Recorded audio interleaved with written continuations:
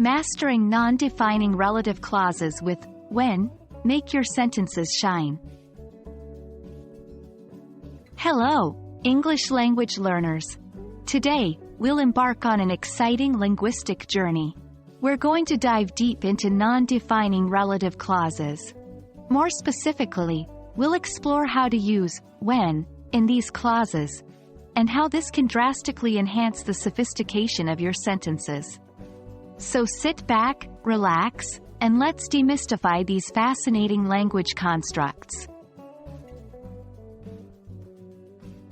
To start, it's essential to understand what non-defining relative clauses are.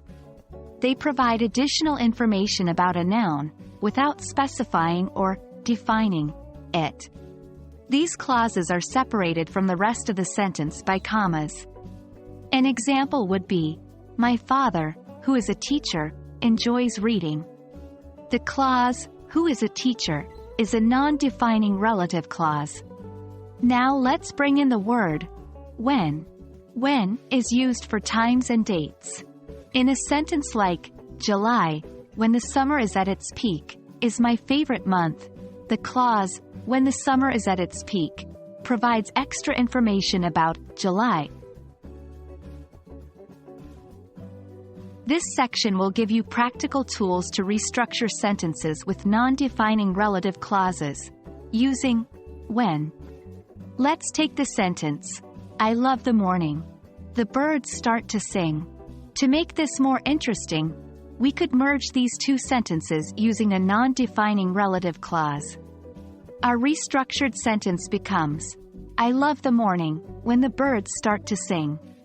Let's try another one. We'll take the sentences, I remember my birthday. It was a beautiful sunny day.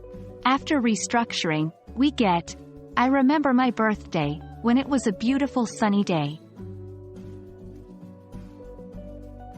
Remember, it's crucial to put a comma before the non-defining relative clause.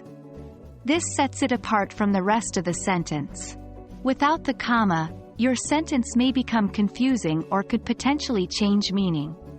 A sentence like, I visited Rome when it was the capital of an empire, suggests that Rome was the capital of an empire at the time of your visit. However, I visited Rome when it was the capital of an empire implies that Rome was the capital of an empire at some point in history, not necessarily when you visited. Thank you for joining this session on non-defining relative clauses with when. We've covered what they are, how to restructure sentences with them, and the importance of punctuation. It's your turn now. Practice what you've learned. Soon, you'll see how these structures can add depth and richness to your English. Remember, language learning is a journey, not a destination. So enjoy every step, and keep exploring. Until next time.